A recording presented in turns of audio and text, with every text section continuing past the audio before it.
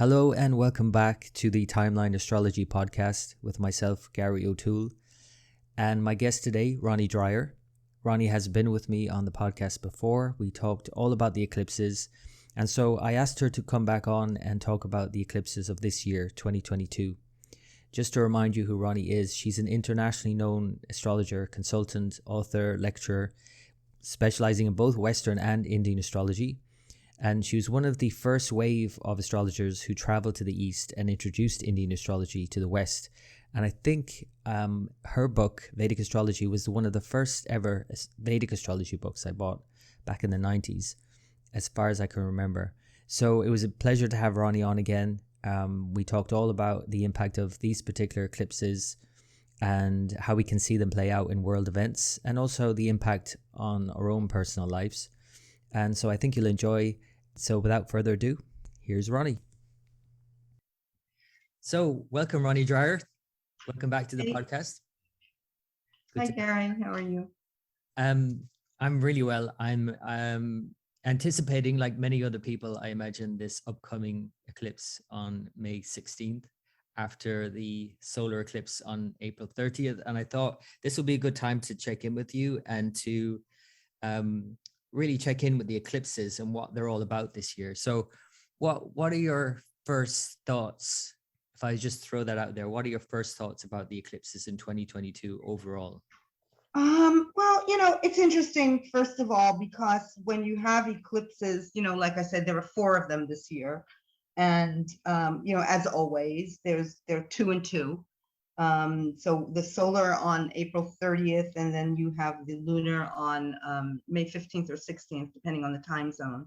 Because I'm in New York, you're in Galway, so yours is going to be the 16th when it's 16th, exact. Right. We will be in the East Coast, almost the 16th, and then we have another set of eclipses, in 6 months. I mean, I know this is just kind of like rote. But that one is the 25th of October and then November 8th. So I think the interesting thing this year, just as a general rule, is that the solar eclipses are both going to be partial and the lunar eclipses are going to be total. So sometimes you get where sometimes the solars are total or annular, which is also, when they're, very tight. And this time you get the lunars. And we had this a few years ago where we had 3. We get what's called the blood red moon when you have a total eclipse. And that is just how we, how we see it in the sky once it starts moving. And then when it gets to its, totality, what happens is that everything looks like, red. So, they call it this like blood red moon. And that's oftentimes what the total lunar will look like, if you can see it. I mean, the thing is that there are, parts of the world, of course, where you can see the eclipses, but, really only if you are, kind of have a clear sky. There's a lot of times, I'll go out and they'll say, oh, I'd rather, in fact, you can look at it more. I mean, I hate to say this. Well, not that I hate to say it, but you can look online and go to like nasa.gov or, space.com. And you can go to a website, maybe the British, Royal Astronomical Society. The point is that you can see the eclipses clearer when you're looking on your computer. Hey, listen. If everyone else has gone online these days, why not the eclipses too? I know, it's wonderful to see them outside, but if the sky is foggy, or, it's not, or the eclipse is not going to occur exactly where you're living, you're not going to see it, but you will see it online because they'll definitely photograph it at the place, in the world where it is exact and where the sky is, clearer. So anyway, but that's the thing. But so as an overview, you get the lunars that are total and you get the solars that are partial. Now, in terms of astrology and the symbolism of it, it might mean that the total lunar eclipses are more intense. So the energy gets like really sharp. And that is also because, when I look at eclipses, as you say, the nodes of the moon are going to be within a certain distance from the sun and moon. And when they are partial, they're, broader. So when I look at eclipses, I do look at when the node hits the eclipse degree, or either before or after. So when you have a total, the node will hit that degree in a shorter time span. So what it means is that it's like really intense, because if you have something in your chart around that degree, it like hits it, and the span of that eclipse then is felt really intensely for those like 2 months or 3 months. When you have a partial eclipse, like we have with the solars, like with the April 30th one that just passed, the distance, let's say, between the nodes, and the eclipse itself is, is greater. So when you have that eclipse of April 30th, for instance, the node, or Rahu, is going to come to that eclipse degree, which is 16 Aries, and it comes to that degree in January. So, of course, you're going to then get Mars hitting that solar eclipse degree in July, but it's like I call it a slow burn. It's like, it can awake something in you or awake something in the world, but it's going to take time, for it to manifest. When you have that lunar, it's, really intense. So that's the overview, just in terms of partial and total. And then, of course, I know very strict, Indian astrologers are not going to necessarily, agree with me, but hey, as somebody who studied Western astrology long before I studied Indian astrology, and then used them, at the same time, the problem is that there's so much Pluto, and especially there's, Uranus. Uranus is going to be very close to those degrees. And so to me, it's like a Uranian year. So it means like surprises, like things really happening that are, out of the ordinary. When you have, especially this like last eclipse, the April one, and again, I hate to be like America centric, but what did we have, like right a couple of days after that eclipse, is we had this, Supreme Court document leaked. And, even though it does apply to America, it's really applies in a way to the world, because it gives you an idea of where the politics are going, where people are feeling intense, always about, the whole idea of reproductive rights. But the fact that this document was leaked, and I always say with eclipses, secrets come out, and it was like absolutely perfect. And it was in the nakshatra of Bharani, which is ruled by Venus, and, is the vulva, is the, it's kind of bizarrely symbolic, obviously. And also the fact that it's ruled by Yama, the god of death. The god of death, right? Exactly, right. And then so you're getting you're getting that, and I think that's really one of the things that really happens. But on that day, Jupiter and Venus were exact, which is also kind of interesting. And the thing is that the thing that's interesting with the Venus and Jupiter and Pisces, is I always think that if you have an aspect that's very strong on the day of the eclipse, that's also very symbolic. And in general, one might say, okay, Venus in Pisces, it's exalted. Jupiter in Pisces, it's in its svakshetra, its dignity.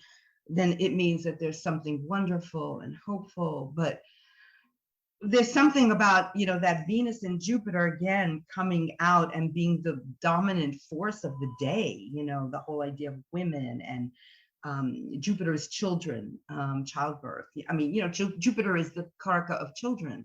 And laws.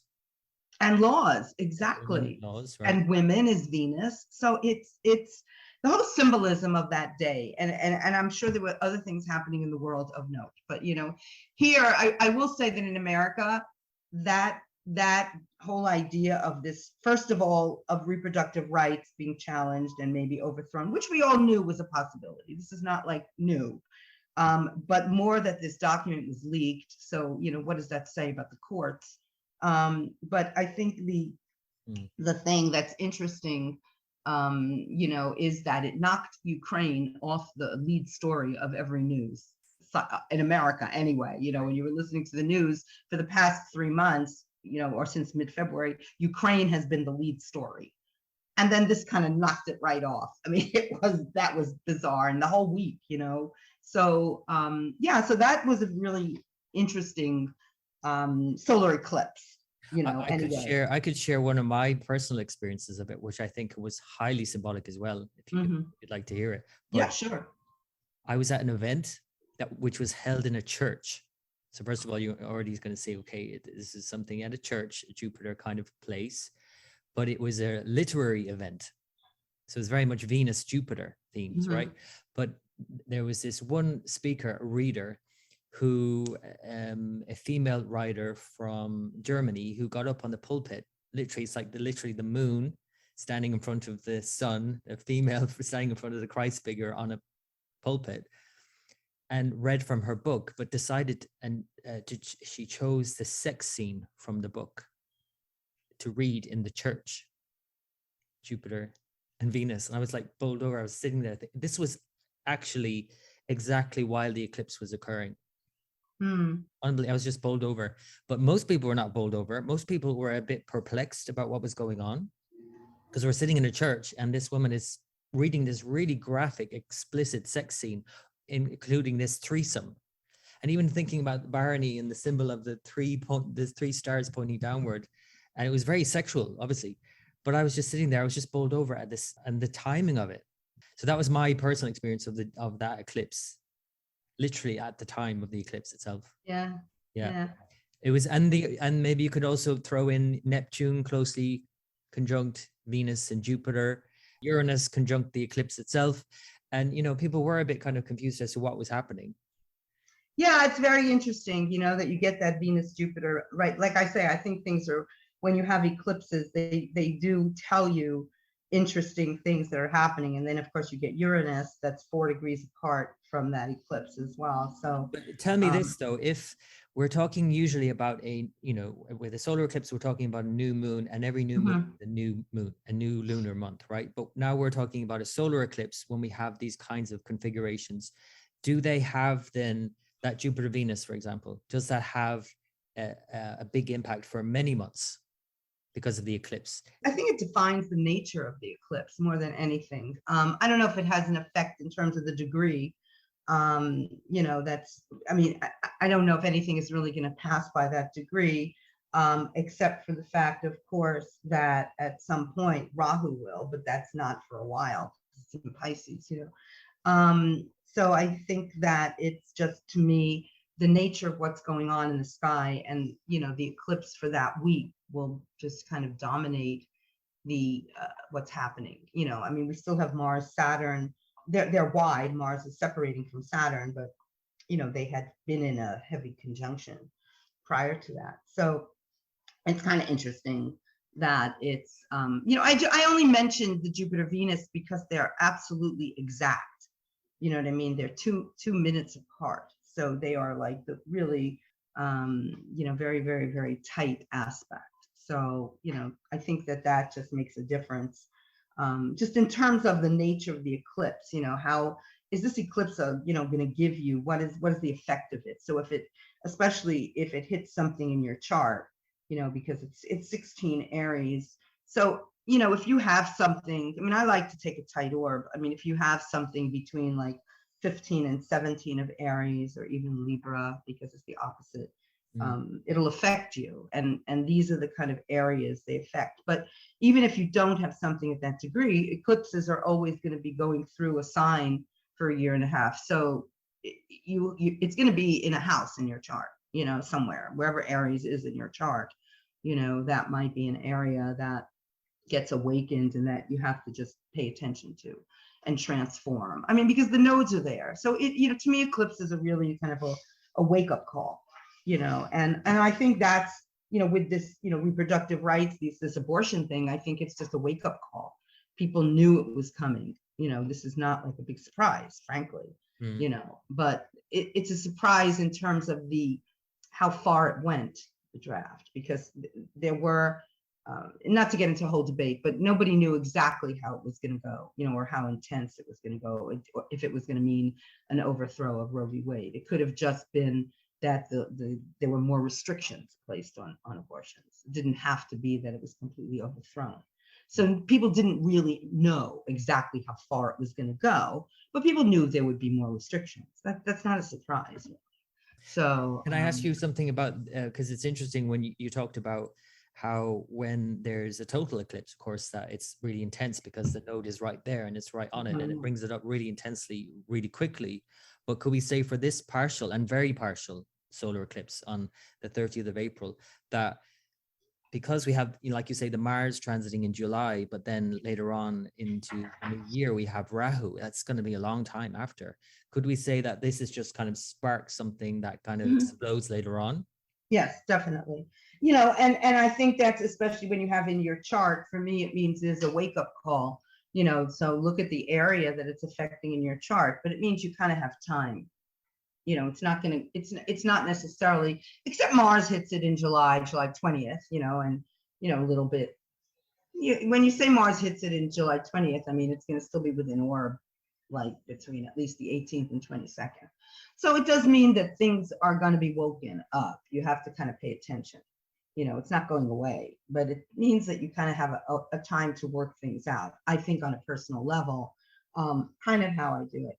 When you look at that, but going to the total lunar, because that you say is what people are looking towards. I think the total lunar is an interesting one this year. It's on May 16th. As I said, it's going to be total, the exact, like it's for an hour and a half. It's like kind of moves through, blocking the moon. And the thing is that what happens is that when it comes total, it's going to be May 16th in the UK. It'll be like 4:13 a.m. and in Washington D.C. it'll be 5:13 a.m. and then in Washington D.C. it'll be just after midnight. On the west coast of America it'll be like 10 p.m. So it changes, but it's still the 15th and 16th. And what happens is that you get this total lunar eclipse, and it's going to be in Vishaka. The moon will be in Vishaka. The moon is always, when you have an eclipse in Taurus, it's always going to be in its debilitation. That's just normal. But the node of the moon, Rahu, is pretty close to that eclipse. But it happened already. So right now, Rahu on the day of the eclipse is going to be 28 Aries, and K2 is going to be obviously 28 Libra. But the sun and moon are going to be 1 degree of Taurus and 1 degree of Scorpio. So because Rahu obviously and K2 move retrograde, Rahu, and K2 were at that degree in February. So what that means basically is that when Rahu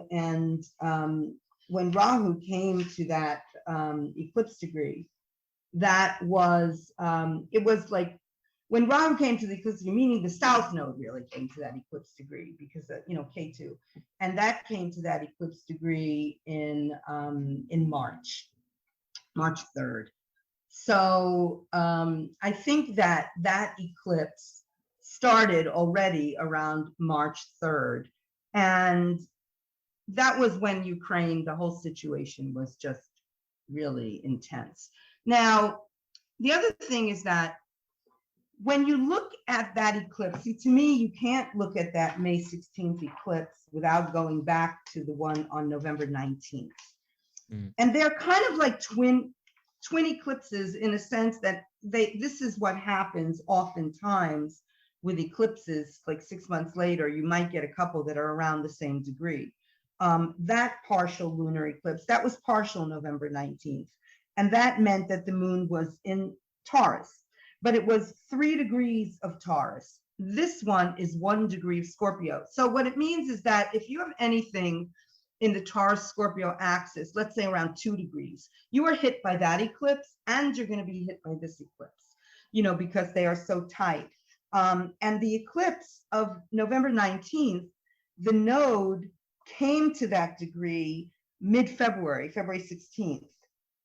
That was, that was actually February 15th. Sorry, that was actually the day before Ukraine was officially invaded. When that Rahu hit that degree, it was exact to the time when that, the Ukraine happened.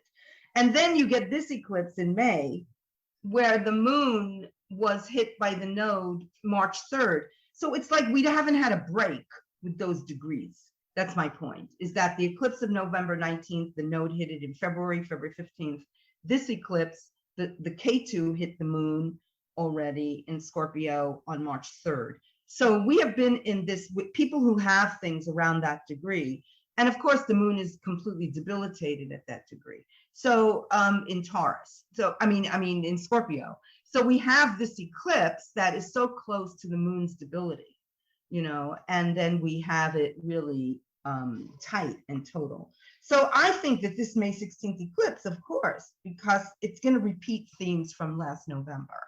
Of course, in America, that's the day before Biden's birthday. So it meant that eclipse was in his solar return, in his Varshal, which means that America, so it has to do with America, again, being, really in front of the news. But it has to do with really, the whole world. It's not just America, so I don't want to make it seem like it's only America. It's not. Just to clarify as well, Ronnie, that you do use the mean nodes. I use the true nodes. Okay. Yeah. So it could be a little. When you're referring to those dates of the nodes transiting, you're referring to true nodes only. Yeah, mine are true, but you're not going to get. It's not going to be like a month later or anything like that. It might be a few days later. Right. Just to clarify for maybe people who are listening the difference, but like traditionally the mean nodes were used maybe in Indian astrology, but then there's the true nodes, which, like you say, usually it's a degree, maybe two. Mm-hmm. Of a difference, not a huge difference. A degree. It's very rarely it goes up to 2. I mean, usually the difference, the distinction, is like midway between the eclipse cycles. You're going to get the greatest difference between the true and mean. That's usually what happens. Actually, if you start looking at the ephemeris, you're going to get that kind of because that's when the true node really moves and doesn't like stay around the same degree for a while. When you have an eclipse, the true node is going to be at a certain degree for quite a while. So it kind of really, if you're looking at transits of Rahu Ketu, when you're really looking at the around the eclipses, you'll see that like right now, the nodes are going to be, at the degree where they are for a few weeks. The mean nodes, on the other hand, are consistently steady in terms of their movement. So that's kind of like the difference between the true and the mean. But you have a preference for like using the true nodes for transits and mean nodes for chart readings? Oh, you do? Is that what you have that preference? No, I just use true. I don't use. Okay, I kind of look at both. I tend to look at both in all things, whether it's sidereal and tropical or whatever it is. But I tend to look at both, but I have to kind of stick with one. So when I do readings, I use the mean node, and when I'm looking at transits, I'm looking at both. Well, it could also be that I learned Western astrology first. So in terms of like modern Western astrology, they're pretty much, people still use mean, but more of my teachers use true. Right. And so that I just stuck with it. I mean, everybody has to choose the thing that obviously works for them. Same with house systems and Ayanamshas, because again, I use Krishnamurti, which is a 6-minute difference from Lahiri, but it's not gonna make that much of a difference with these eclipses. And I think that the thing is that the ones that are total, because it already started March 3rd, I think you need to really look and think about what has been happening. The other interesting thing with, again, going back to this reproductive rights thing, is that in February, when that node hit the lunar eclipse degree of November, not only did we have Ukraine, which was not really a secret, but somehow everybody thought, Russia was building up, all their arsenal very close to Ukraine for months and months, and people were, if Putin said, oh, we're not going to invade, that was nuts to believe it, So when it happened, I don't know if it was a secret coming out of the woodwork or something, because it was kind of in front of us.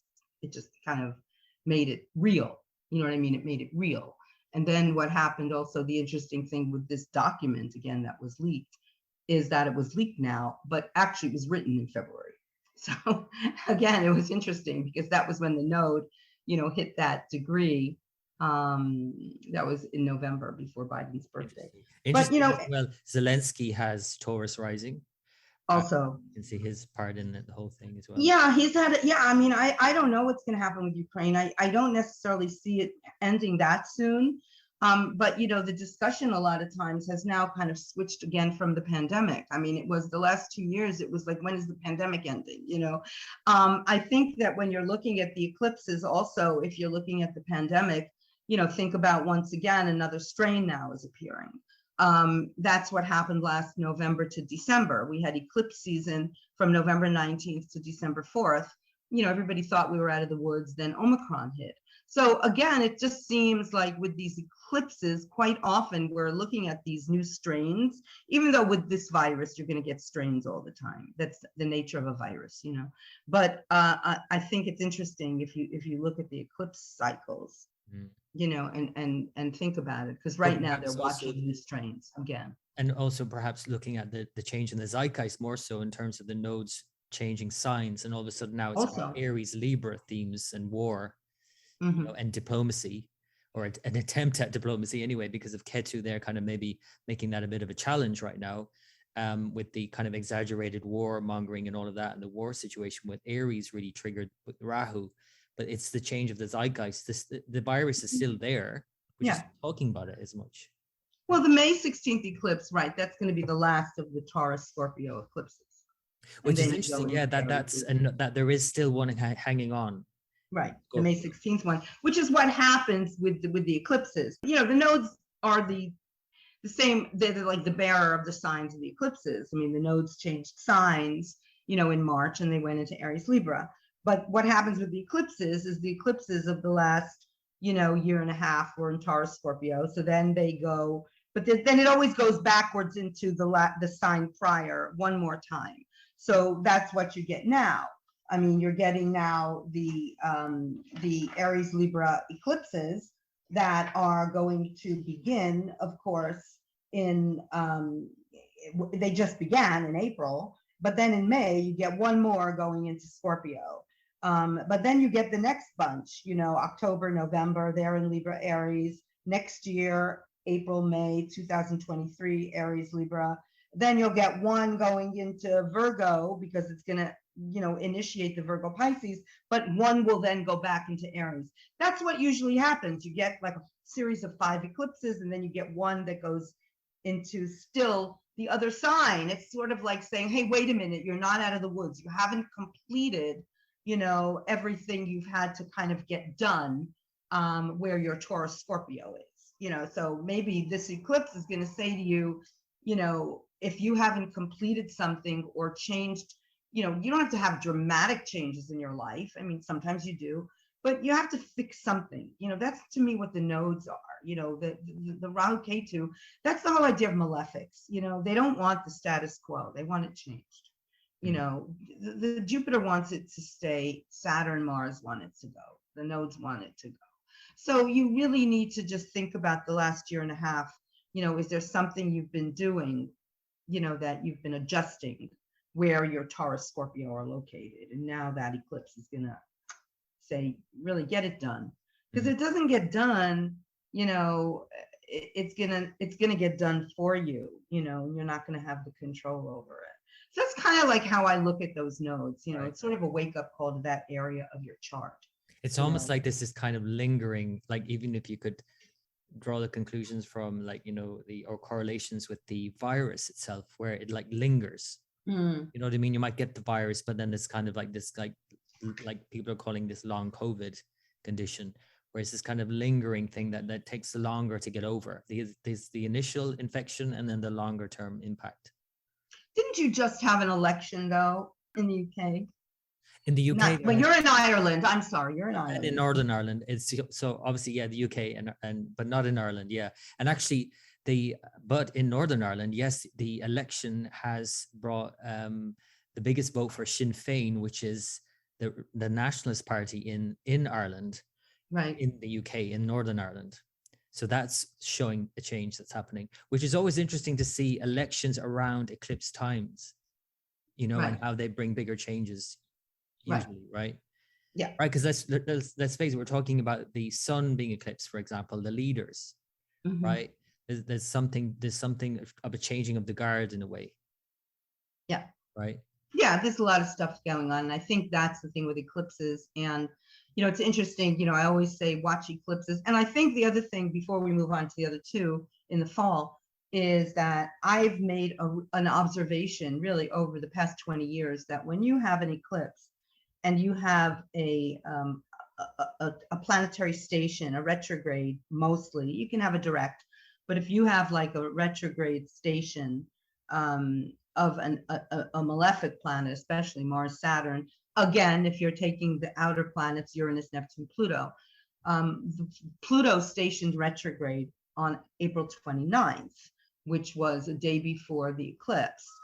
Also Saturn just went into Aquarius on April 27th. So, we're also getting these changes with this eclipse, but the Pluto, I always, was in my newsletter say, whenever I see that, a Pluto retrograde or a Mars retrograde the day before the eclipse, I've noticed that we've had within a week or so, let's say a week to 10 days, something explosive happening. And normally I say it's like an earthquake or hurricanes or, fires or people abdicating or getting toppled or dying or something that makes world news, not just something regional, And then what happened, of course, was right after the eclipse. In America, we had this explosive, it was really considered explosive, this leak. Yesterday, we had this huge, in Cuba, in fact, they had this huge explosion, apparently, of a hotel that killed actually, there were a lot of fatalities and injuries. So again, that's the other thing that I watch. And to me, that eclipse was also defined, let's say, by that Pluto. I think for leaders and just the whole status quo, to change. And Can I ask you one more thing about this particular eclipse before we move on, though? You know sure. how many people talk about the solar eclipse, whether it's solar or lunar beginning, but that when we have a solar eclipse followed by a lunar eclipse, this, and you talked about it last time we spoke, this kind of culmination or this increase, because obviously it's a waxing moon after the new moon and it's building to that full moon, and then the full moon eclipse being itself a sort of resolution in a way. What could you say about that being a full moon total lunar eclipse in Scorpio? What kind of things could you see being resolved in the more immediate time frame? Well, they get worried about Scorpio, but I don't know that it's close to the debilitation degree, 2 degrees away, and so that's the other thing, because moon is like between 1 and 2 degrees of Scorpio. Like the thing is, when you're looking at eclipses and you're looking at the ancient texts, I mean, they're never good. But, some people say, of course, if you're going from solar to lunar, it means that you're on a waxing cycle, and then when you go from lunar to solar, it's the opposite.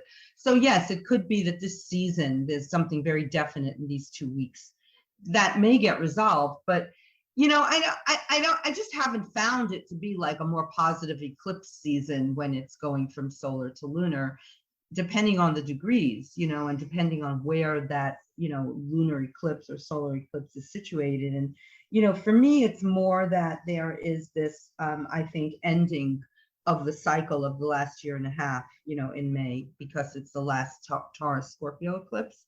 You can say also it's an eclipse, the moon is conjunct Ketu.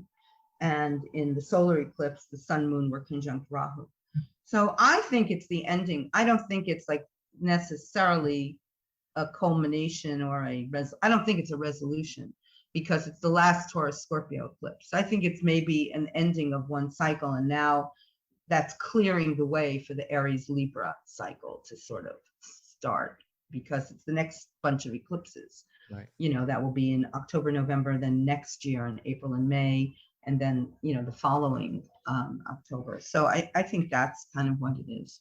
It'd So be nice if it was the end of a cycle, I mean, it'd could be it be nice to the end wrap of the everything up war? in a nice little bun.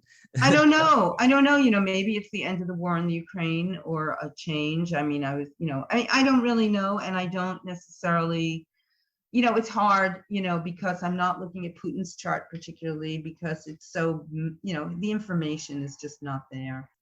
Date of birth, let alone time of birth. There's Exactly. speculation Exactly. that his date of birth is wrong. So yeah. Exactly. So So that's, we might never know that. But let's move to the next ones then, because they're really yeah. So the next ones are, I think, really the ones that are important. Obviously you're now really into Aries Libra cycles. So the next one is October 25th. And that October 25th one is interesting for a couple of reasons. It is a partial eclipse. So that means that the South Node, or K2, is going to conjoin that solar eclipse degree June 23rd. So 2023.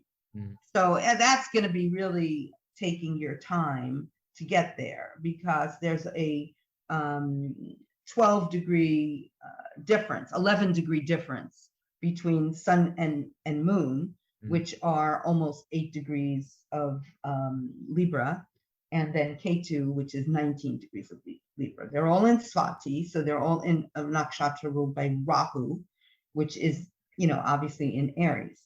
But the other thing I think that's quite important about this eclipse, two things. Venus is 8 degrees of Libra, 8:35. So it is 40 minutes difference from the moon and the sun. And I realize there's a whole stream of people who talk about Cazimi, but even Cazimi doesn't fit in that category. That's a very combust Venus, totally combust. And I have found, I really do go back to the ancients when they talk about when you have an eclipse and you have something that is combust the sun. That's what happened in December of 2019. We had an eclipse where Jupiter was very combust the sun. And then in March 2020, we had the lockdown and the real heavy pandemic started, even though it had already begun in China. I mean, the virus had already begun to have its effects. So I do look at these combustions. The eclipse combust the Venus very tight. And if you go back to like the ancient texts, Briya Jataka, it says things like women, ministers, and tribes will suffer when Venus joins the eclipse degree. And what happens is that, you have to remember, I always think Venus rules women, but it also rules ministers. So to me, it's like eclipsing the ministers. And this to me really shows that this eclipse, followed by the one, which I'll get into in a minute, the total on November 8th, ministers means your cabinet. It means people, if you're talking about leaders, it means cabinet. It means people who are women also, but it means people in the government, people who are your allies, who are helping you, who are advising you. So I always think that that's going to be something that's going to happen. Of course, because the next eclipse is election day, I do think it's going to be not that great, for people in government. And that goes for everybody all over the world. It's not just for America. The other thing that's, to me, interesting about this eclipse, even though it's a partial, is again, what I was saying before about Pluto being retrograde the day before the eclipse. Mars is going to be retrograde on October 30th. So when we have this eclipse on October 25th, we have Mars retrograde every year, every 2 years and 2 months. But, that Mars retrograde means that Mars is going to be in Gemini and Taurus for like 8 months. It really extends the time. But what it really means is that we're going to have a Mars retrograde in the eclipse cycle between October 25th of the solar, and we have the lunar of November 8th. So that Mars, and again, so I'm really talking about explosions. I'm talking about attacks. I think that 2-week period is going to be a wake-up call. And I don't necessarily, again, maybe I'm being very pessimistic. I hate being pessimistic, but I've seen Mars take its toll around eclipse time, like this before. So it makes me a little nervous. It can be also, like I said, earthquakes, fires, could be fires. That's also fire season in America. Again, it could be really devastating fires. Mars is in Gemini. So that means that it's in an air sign, which is not good for fires, because it means that they blow in places and go in places that you're not expecting. You know what I mean? You can't predict the course of what's happening when it's in an air sign. So I mean, to me, that has a lot to do with it. It has to do with communication. Obviously, it's in Gemini. But Gemini is movement. So I worry that eclipse starts that eclipse season, Mars retrograde 5 days after the eclipse, an exact Venus combust the sun, which, means Mars is being kind of commanding. Venus is being, sort of laid to rest. I'm sure when this eclipse starts, I'll find a lot more things I want to talk about. But I mean, the most obvious thing though is the economic forecasts at the moment. The economics, yeah, exactly. And I have it written down here: economy, Uranus. Uranus is going to be right near the nodes on that eclipse day. Again, Uranus is 23 Aries, the Rahu is 19 Aries. So Uranus has really been kind of floating around, these the nodes, because Uranus and Rahu are going to be exactly conjoining each other in August. But yes, the economy is going to be, I really don't even know. I'm not a financial astrologer, but it's so unpredictable. I think that's really the key. But I look at this Mars, and again, I look at it like election day is November 8th, and that's where we get the total eclipse. So that's a bit of a doozy. That's a bit of a doozy. Let's be honest about it. I mean, conjunct Uranus, Sun squares Saturn, and obviously then the Moon as well. Mars retrograde. I mean, that November 8th eclipse, a total lunar eclipse at 21 degrees of Aries, is quite something, no? It is something, because again, I mean, I don't mean to be America-centric, but the fact is that even with a lot of countries, look, the French election just took place. Again, the French election was near eclipse time. And it wasn't the surprise of the French election was not that Macron won, but, how many votes, his opponent got. And she, again, it goes with the same general thing. Okay, the woman got eclipsed, interestingly enough. Just we were talking earlier about the woman getting eclipsed, but in terms of reproductive rights. But this is interesting also because, she got more votes, let's say, than she did last time, even though she didn't win.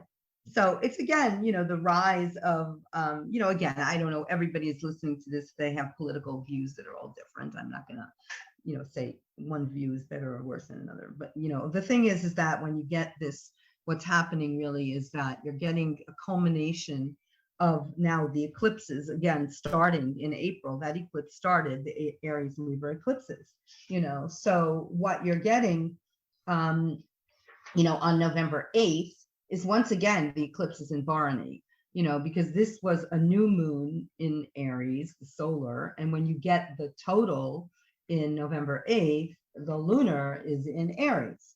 So you're getting it at 21 degrees of Aries, so it is still in Bharani. Yeah, and could we say in that case, could that be then that culmination in some way?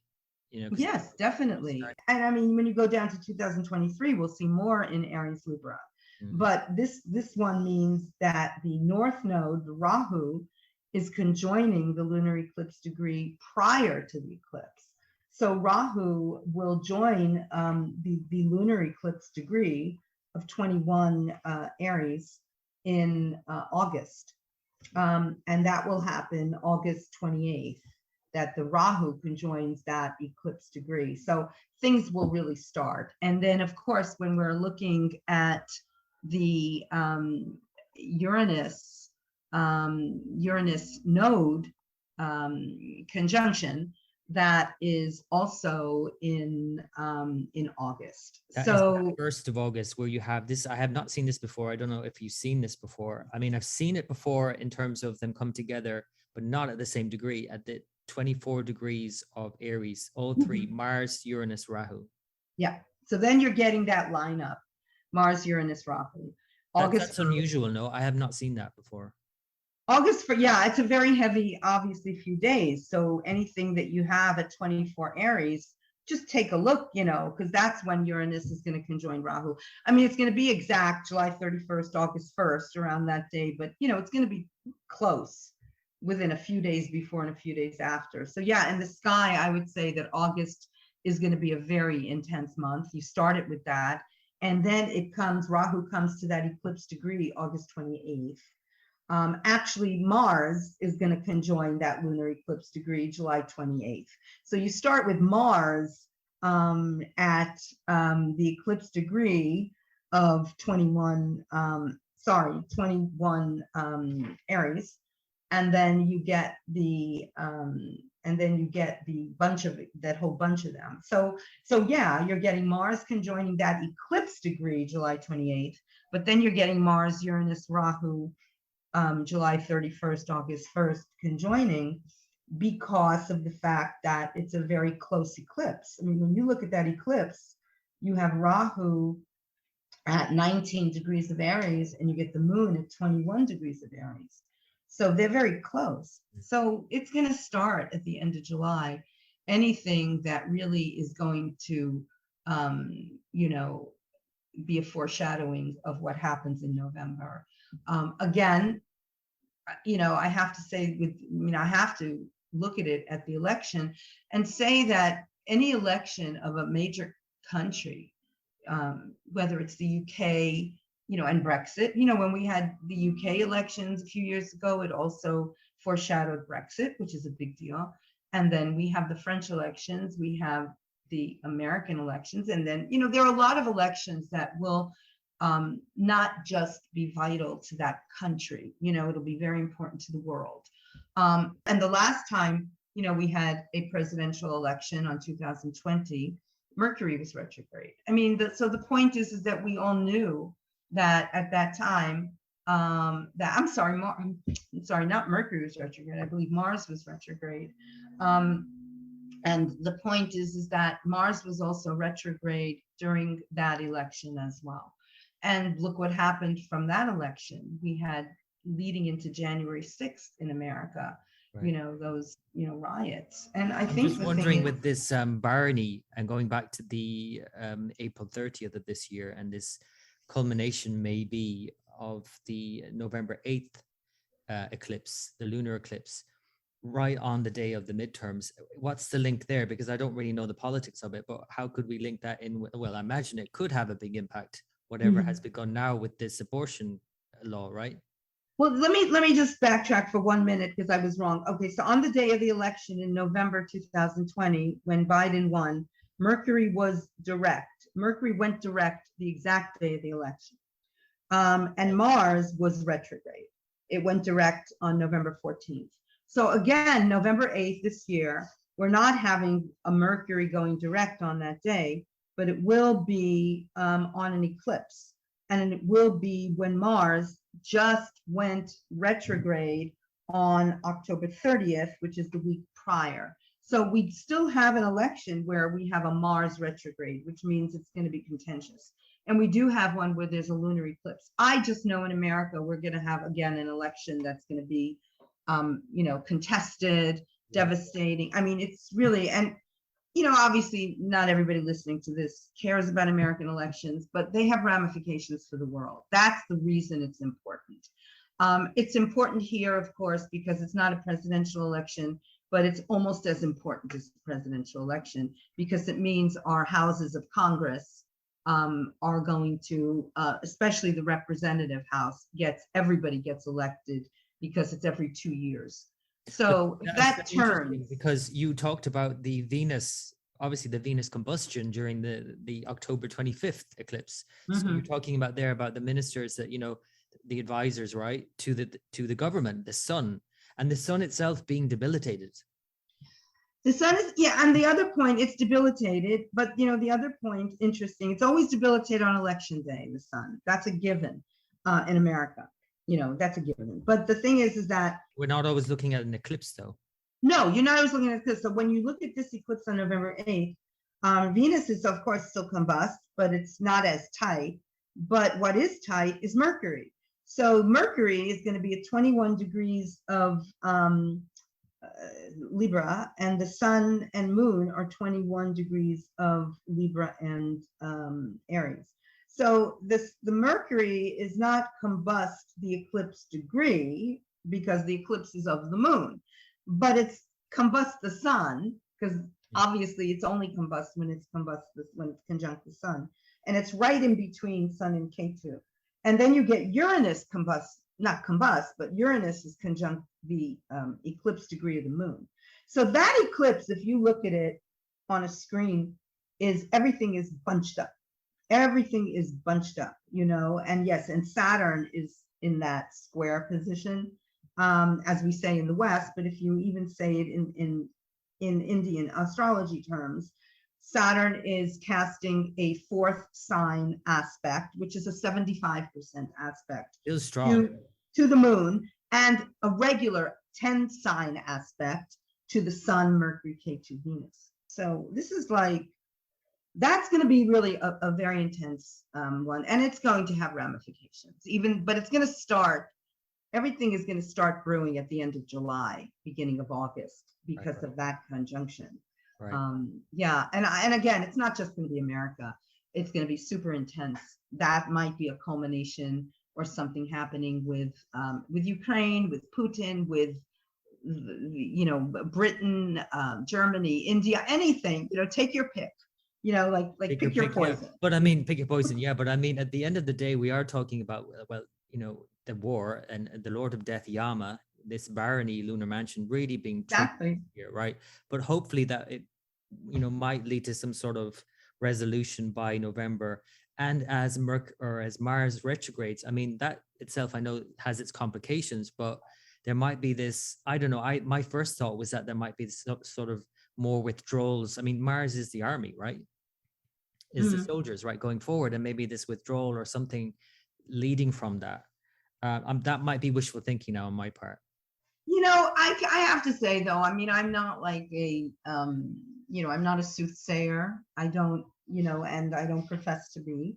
And as the months go on, I think things get clearer as to what areas can be affected, by the eclipse. And again, the same Brihat Samhita,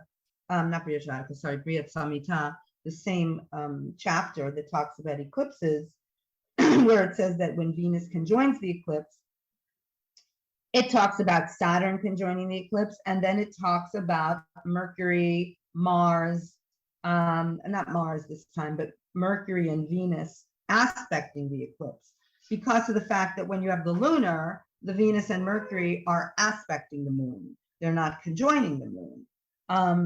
So that's really, what is, I think, going on at that time. We're still getting that. Can I ask about one other thing in relation to this eclipse, which is not unusual to have, obviously, when, like you say, with the US elections, you always have the sun debilitated, but we have an eclipsed sun debilitated. And, in a couple of weeks or less than a couple of weeks, on May 16th, we have a moon eclipse debilitated. So that doesn't happen all the time. What, in terms of, obviously we don't want to be pessimistic about it and all of that, but we have to be realistic at the same time. We're looking at a war breaking out, and that people are worried that this could spread further. And when you kind of see these kinds of lineups, it's a bit worrisome, let's face it. It's worrisome, but like I say, at least in this country, we have a war going on in our country, and between left and right, and they are becoming more and more polarized rather than coming together. So any thought of, and it could even be the economy. I mean, there is just so many. I think what it's projecting in the world is really these opposites. And are these opposites able to come together? Yeah, I don't want to be negative either, but it looks like it's really going to be hard to do. The other interesting thing is if you're looking at Brihad Samhita, what it says is if Mercury aspects the eclipsed moon, which again it does in November because Mercury is going to be combust the sun, so it's opposite the moon. It talks about oil becoming scarce. It's interesting, even in hundreds of years ago, it says ghee, honey, and oils become scarce and expensive.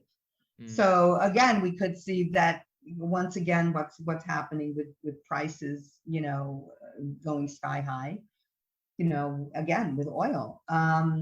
And oil's been going up now. I mean, the price of oil, stocks and everything. And then it does say, of course, with Venus, it says destruction of crops. Of course, in the ancient text, every eclipse is terrible for them. Right. Well, I mean, look at what's happened in Ukraine, and they are a huge supplier of crops, right? And Russia. Yes, exactly. And that's, supply chains being cut off now. I mean, this is the forecast that economists and geopolitical commentators are coming out with, that it does look a bit worrisome in the next few months and years. Right. So these eclipses are, foreboding in a way, but we have to look at it for what it is and not turn away from this possibility, No, and that Uranus is conjoining that eclipse degree of November, May 26th already. It's going to be in that general, area of like 20 to 22, Aries Libra. So yeah, it is a little striking. And, again, if you go back to, let's say, what we call the Metonic cycle, means that these eclipses occurred in 2003. If you go back to 2003 and you notice anything in your chart or in the world, 2003 was the beginning of the war in Iraq. So that's when we invaded Iraq. So, because that was right after 2001.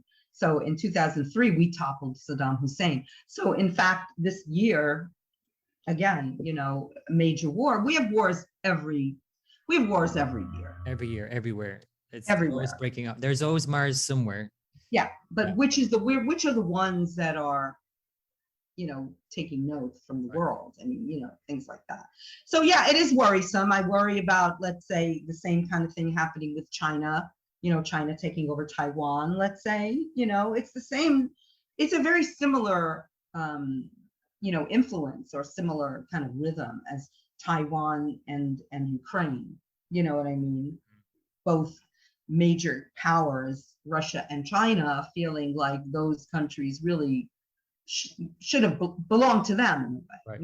So I'm wondering now, how do we close this on a positive note and without wishing to be no, look, any of it or anything like that, but we maybe could look at Aries Libra eclipses moving forward into the new year as how do we as individuals, maybe, because that's the only thing we can ever do anyway, right? We look at the world and we can't change what's happening in the world, but we can change our reactions. That's it. You have to reach, right? And that's why I say when you're this lunar eclipse on May 16th, really think about the nodes of the last year and a half having been through Taurus, Scorpio. I mean, look at the degree, obviously, and think about maybe something that happened to you in 2003 that repeats if you have these eclipses close to the degrees of things in your chart. But otherwise, just look at where you have Taurus and Scorpio in your chart and think about something maybe you've been working on last year and a half. Maybe if it hasn't been finished yet, make sure that you finish it, or change an attitude. It just depends where it is in your chart. But you're moving into now new territory from Aries Libra. So again, it just started April 30th. And we look at where Aries Libra is in our chart. And what does it mean? Again, where those planets are exact, if they're really exact to your chart, think about it. The other thing with eclipses is that they do bring things out that maybe are hidden. If you've had pain in some part of your body and you've been avoiding going to the doctor or looking into it, do it. I mean, really, it's important. Aries Libra, look at the houses. They all represent different parts of the body also, so I always tell people not to ignore things. Mm. because those are the, type of things, and in terms of money, I wish I could be of help. I mean, if I knew what was going on in the market or finances, I'd be wealthy and I'd retire, I mean, so I can't give great advice. All I know is that it is so up and down, and I think that we're really heading into, if we head into a stabilization somehow of prices, I think that August through November period is going to be really insane, in Insane. terms of. I'd actually done a study on this back to 1900 where I looked at all the major stock market crashes. And actually, what I found was I was a bit, well, I'm not surprised now when I think about it, but I wasn't expecting to see a Mars Ketu conjunction for the major stock crashes, not Mars Rahu. Mhm. But then at the same time, it is still with the nodes on that August 1st period, right? July, Mhm. August period. So I think it's going to be really volatile because people are asking me, obviously people ask astrologers all the time about markets, and I'm like you, I just stay clear. I don't like to give advice about investments because it's just so unpredictable.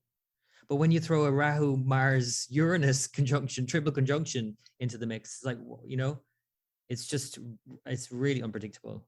Well, I think that also, remember, we're getting one more Saturn Uranus square if you're Right. looking at Western, and it's not exact, but it's like within 1 degree, and that's also happening end of September, October.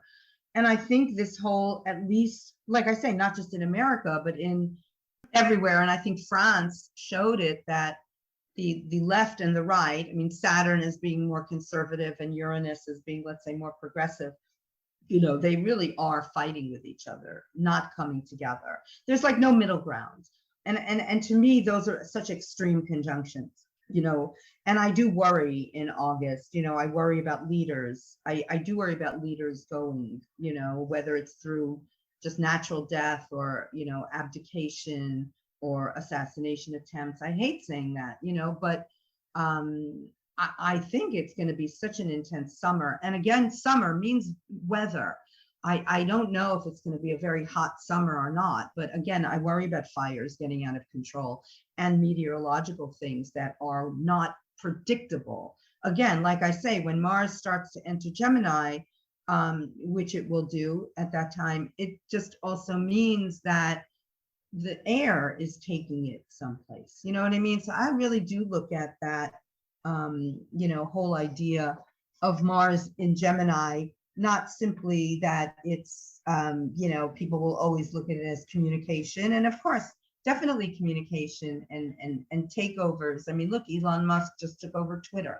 That has a lot to do with communication. I mean, that's a big thing. That happened during this eclipse season also. And that's been brewing. He didn't decide overnight to do that, and that affects the world. I mean, Twitter is, it's a big thing.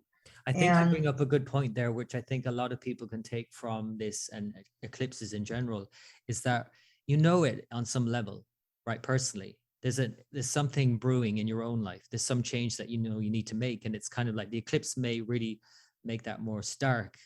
And sometimes it could be like a complete bombshell, like from left field, but usually you know it, right? And then it just kind of forces the issue, right? Yeah, maybe we can chat again when we get closer to October. Yeah, I mean, that's going to be fascinating. I think the October, November eclipses for sure. But because when I'm recording this as well in the middle of these two eclipses, and it's building to that Scorpio eclipse, is quite intense, and people are more intensely worried about it, I think, than maybe perhaps the intensity of the actual eclipse, right? It's always worse. The worry of something is always worse than the thing. Yeah, I think, like I said, I think a lot of this May 16th eclipse is a culmination of things that have been happening in the last year and a half when the nodes were in Taurus, Scorpio. Because like I said, now they're gonna go into Aries, Libra. So they're moving forward. So that's definitely something we can move on from, I think, as well. And the other thing is, like, we do have to reflect on eclipses. I mean, to end on a positive note, we meditate, we reflect, we go inward. I mean, in ancient times, they went inward because they were afraid to go outside during an eclipse. Right. That was the main thing. So we take it symbolically to now that we don't necessarily stop our lives, but we do have to take some quiet time. And I realize that people can get panicky and everything, but the world is the world. What are we going to do? I mean, you just have to sort of learn to, calm down and reflect and meditate and just heal. I mean, there's no other thing that you can do really on a personal level. That kind of the symbolism of the churning of the oceans, which is so symbolic of how our minds can churn it out and we start getting really agitated. And I see it in myself and in others where it's like the urgency of, I need to make a decision now. Right. But really, do you? Possibly Right. not. So that's why it's always good advice maybe to just calm down and slow down and just pay, like you say, attention to more the inner world. Well, the other thing we didn't talk about was the fact that Mercury is going retrograde this week, on the 10th. Just a few days. So, yeah. That's the other thing. And, I don't panic with Mercury retrograde, but I will say that what you just said was, don't make a decision right now if you can put it off. I mean, sometimes you have to do things. You have to sign papers. You have to do this. You have to do that. That's fine. Pick a good hour of the day, a good day to do it. But in general, when you have Mercury retrograde during the eclipse season and you have the eclipses, and Mercury will be, retrograde, from and opposite this eclipse as well. Right, from the 10th through June 3rd. So if you can put off making a major decision until after June 3rd, then do it, Don't make yourself crazy, Right. But like you say, if you cannot, and you need to, just calm down and maybe just slow down and make a decision. Pearl Finn, my teacher here, used to always say to me when she used to do workshops on eclipses, to always look at Jupiter for guidance during the eclipse itself, to kind of have that insight, that clarity. Well, also in Brihat Samhita, they do say that if you have an eclipse, but you have Jupiter aspecting the eclipse, then it ameliorates, all the difficult effects of the eclipse. And unfortunately, these 4 eclipses, Jupiter's not aspecting. No. No. And it itself, like in that last eclipse, was exactly conjunct Venus, like tussling with Venus, right? So there's that one. But it wasn't aspecting the eclipse. It was just that was on that day. Right, exactly right. What was happening. Which is a whole other thing as well in terms of, when you think about the Venus, Jupiter, Neptune, Pisces thing, where, you talk about fires, but also then you can add in floods also, right. Like major flooding and who knows what else. But anyway, before we go down that route, let's hope that it doesn't pan out as bad as it might seem in our own minds, because let's face it, Scorpio tends to catastrophize and think of the worst case scenario. And of course we do that because we want to prepare for the worst, but usually the worst doesn't happen. And even when it does happen, it's usually not as bad as we imagined it. Right, exactly. In our personal lives, at least. So anyway, thank you so much, Ronnie. It's been a pleasure. I really enjoyed it. Nice talking to you. Really enjoyed it. And until next time, we'll see for the November elections what transpires. It'll be interesting. Yeah, and if anybody wants to do more on eclipses, I'm always doing webinars and stuff. So you can always go to ronniedreyer.com. That's my website, so people can always see what's happening. Right. And I should say as well that I always ask Ronnie about eclipses because Ronnie is the go-to for eclipses. So if I'm not the only one. No, I know you're not the only one, but there you do have a great insight, I think, into eclipses, and especially from the Vedic and sidereal perspective. I know that you also use the tropical zodiac. But, it's a great to have that kind of insight and using the outer planets as well, which not every Vedic astrologer uses. Right. Because they definitely have an impact, as we can see. Definite, for sure. Right. So thanks, Ronnie. Okay. Appreciate it. Thanks, so Gary. Much. Thank you. Take care. So thank you to Ronnie for coming on the podcast. If you'd like to get in contact with her, you can go to her website. That's ronniedreyer.com, RONNIEDREYER, ronniedreyer.com. She has lectures online. She offers courses, classes, and consultations. She's based in New York, and she has her books and Vedic Astrology, an introduction to Vedic Astrology. Like I said in the beginning, I think it was one of the first ever Vedic Astrology books I bought. So it's definitely a good introduction to the subject if this is new to you. So check it out, ronniedreyer.com. My own website here is timelineastrology.com, or you can find me at patreon.com/timelineastrology. Patreon is a platform for people to support artists and astrologers like myself, where patrons become members of my website. You can get daily and monthly reports, as well as video forecasts and sign-based forecasts. and a whole lot more. You get early access to all content, you get a magazine, my upcoming book, which is called Timeline Astrology, will hopefully be out by the end of this year, and I look forward to welcoming you as a patron. It's just $5 a month for all of that, so check it out. It's patreon.com/Timeline Astrology, or just go to timelineastrology.com. Okay, thanks again for listening to this all the way through to the end, and until next time.